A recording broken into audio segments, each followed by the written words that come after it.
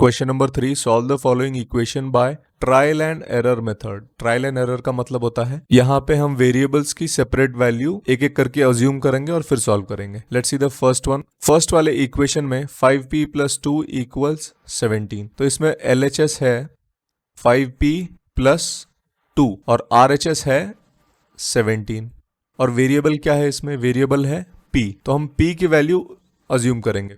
p की value हम सबसे पहले लेते हैं 1। LHS की वैल्यू चेक करते हैं। जब p की वैल्यू 1 लेंगे तो LHS आएगा 5 × p मतलब 5 × 1, 5 + 2 = 7 और RHS है 17, तो LHS is not equal to RHS, दोनों अलग हैं। LHS आ रहा है 7, RHS है 17। p की नेक्स्ट वैल्यू लेते हैं, p = 2, तो LHS आएगा 5p मतलब 5 × 2 10 + 2 = 12, तो अगेन LHS 12 है और RHS है 17, तो ये दोनों सेम नहीं है।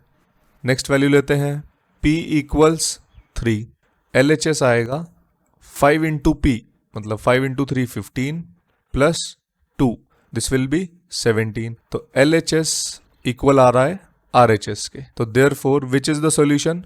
p = 3 is the solution, p = 1 is not the solution और p = 2 ये भी सॉल्यूशन नहीं है, सिर्फ p = 3 सॉल्यूशन है। क्यों? क्योंकि p = 3 पे ही हमारा LHS और RHS सेम आता है। सेकंड, 3m - 14 = 4, तो इसमें LHS है 3m - 14 और RHS है 4। m की सबसे पहले वैल्यू हम लेते हैं 1, LHS आएगा 3 × m, 3 × 1 3 - 14 = -11 और RHS है 4, LHS is not equal to RHS। Next value लेते हैं, m = 2, तो LHS आएगा लेफ्ट हैंड साइड 3 × m मतलब 3 × 2 6 - 14, this will be -8, LHS is not equal to RHS, RHS है 4।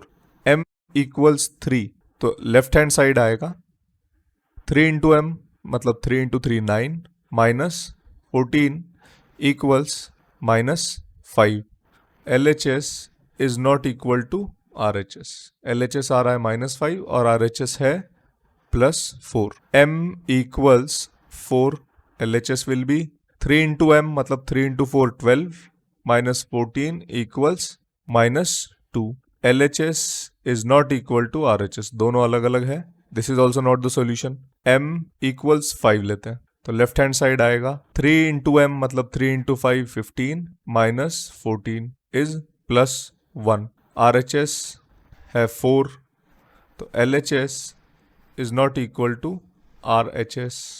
नेक्स्ट m की वैल्यू हम लेते हैं 6, तो लेफ्ट हैंड साइड आएगा 3 × m मतलब 3 × 6 18 -14 = 4, LHS 4 आ रहा है और RHS भी 4 है, तो LHS = RHS। Left hand side और राइट हैंड साइड सेम है, therefore m = 6 is the solution, but m = 1 2 3 4 and 5 ये सारे क्या हैं, सॉल्यूशन नहीं है, सिर्फ m = 6 इज द सॉल्यूशन।